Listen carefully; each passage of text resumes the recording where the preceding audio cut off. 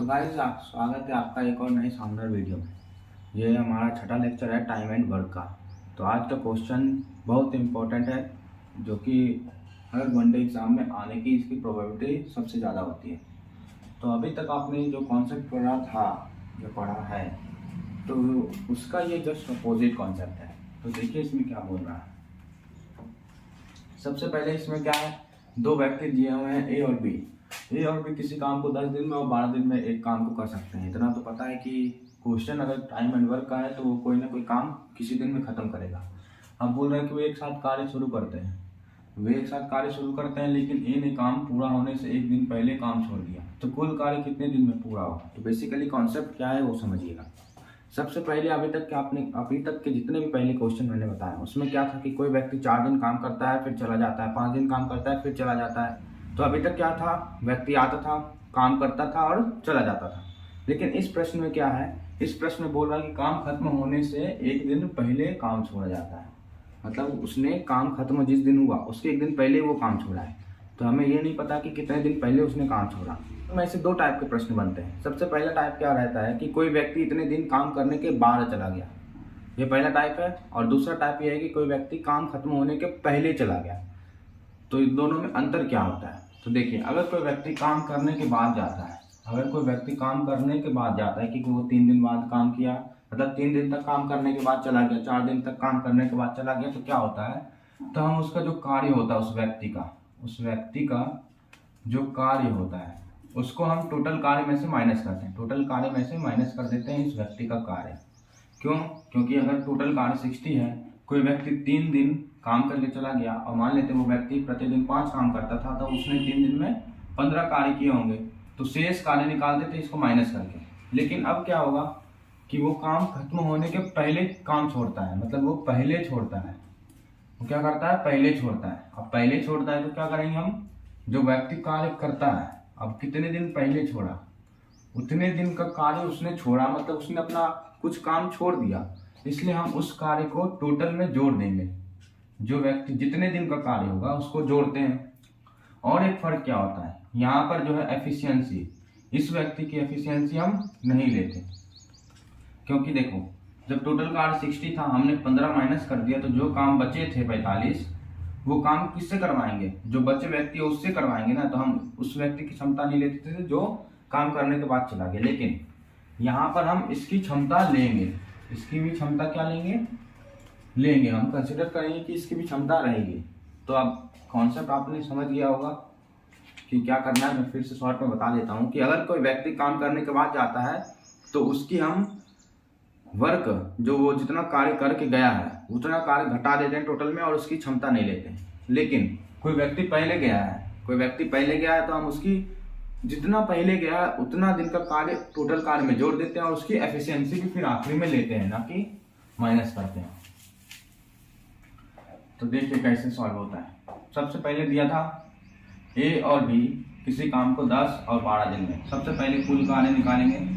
कुल कार्य, जब दिनों का एलसीएम लेते हैं तो हमारे पास क्या आता है, टोटल कार्य आता है। दिनों का एलसीएम कितना होगा, 10 और 12 का एलसीएम होगा 60। ये 6, ये 5, मतलब ए की क्षमता होगी 6, बी की क्षमता होगी 5। अब क्या बोला, ए कितने दिन पहले कार्य छोड़ता है, एक दिन पहले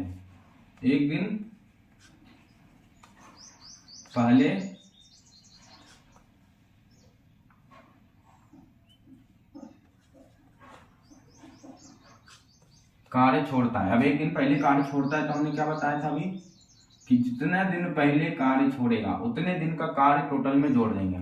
एक दिन पहले का कार्य है, मतलब एक दिन में, तो एक दिन में ए कितना काम करेगा, ए छोड़ा है ना, ए ने छोड़ा है, तो ए का एक दिन का कार्य कितना है, 6 कार्य। तो अब हम इसको जोड़ेंगे टोटल कार्य में, ये ए का कार्य इज इक्वल टू 66 कार्य हो गए। और मैंने बोला था जब पहले जाता है तो इसमें इसकी क्षमता भी लेते हैं। अब हमने क्या बोला, कुल कार्य कितने दिन में होगा। तो अब ए ने कार्य छोड़ा, मतलब बी ने तो आखिरी तक किया होगा, तो दोनों साथ में अब कितने दिन में करेंगे, टोटल कार्य अब ये वाला लेंगे 66। अब दोनों की क्षमता लेंगे। पहले क्या करते थे, इसके पहले वाले प्रश्न में की क्षमता नहीं लेते थे, लेकिन अब दोनों की क्षमता लिया जाएगा।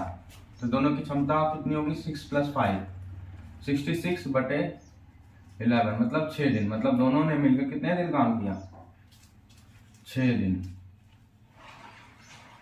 दोनों ने मिलकर 6 दिन काम किया नहीं, 6 दिन में कार्य समाप्त हुआ। कि जब कोई कार्य पहले जाता है तो उसका हम जितना दिन पहले जाएगा उस कार्य को हम टोटल में जोड़ देंगे। क्यों? क्योंकि अगर मान लेते हैं कि वो अगर कार्य नहीं छोड़ा होता, आखिरी तक बी के साथ काम करता है, या उस व्यक्ति के साथ जो आखिरी तक काम कर रहा है उसके साथ कार्य करता, तो वो अपना टोटल काम इतना में इतना 6 दिन लगते हैं, लेकिन उसने 1 दिन पहले छोड़ा, मतलब ए ने 5 दिन काम किया और बी ने 6 दिन काम किया। ये आपका आंसर है। सेम ही टाइप पे है, बस यहाँ पर जो है ए काम 2 दिन पहले छोड़कर चला जाता है। तो जैसे बताया था जितना आता है उतना करेंगे। तो ए और बी क्रमशः 8 और 12 दिन में कार्य छोड़ते हैं, दोनों का एलसीएम 24 हो जाएगा। अब दोनों की क्षमता कितनी आ जाएगी? 8 या 24, मतलब ए की क्षमता 3 कार्य प्रतिदिन है, प्रतिदिन, और इसकी 2 कार्य प्रतिदिन। अब दोनों की क्षमता आ गया, बोलता है ए कार्य 2 दिन पहले छोड़ देता है। मान लेते हैं कि ए से हम 2 दिन और कार्य करवाएंगे, तो वो 2 दिन में कितना काम करेगा? 2 दिन में ए कितना काम करेगा? 2 गुना 1 दिन में वो 3 कार्य करता है, मतलब टोटल 6 कार्य करेगा। तो अब जो कुल कार्य निकलेगा, हमने माना कि बी ही नहीं, ए भी जो है 2 दिन मतलब आखिरी तक काम करता है, तो 24 + 6 टोटल 30 कार्य होंगे। हमने ऐसा माना कि जो ए है उसने 2 दिन काम छोड़ा, लेकिन अगर उसने काम किया होता तो 2 दिन में कितना काम करा होता? 6।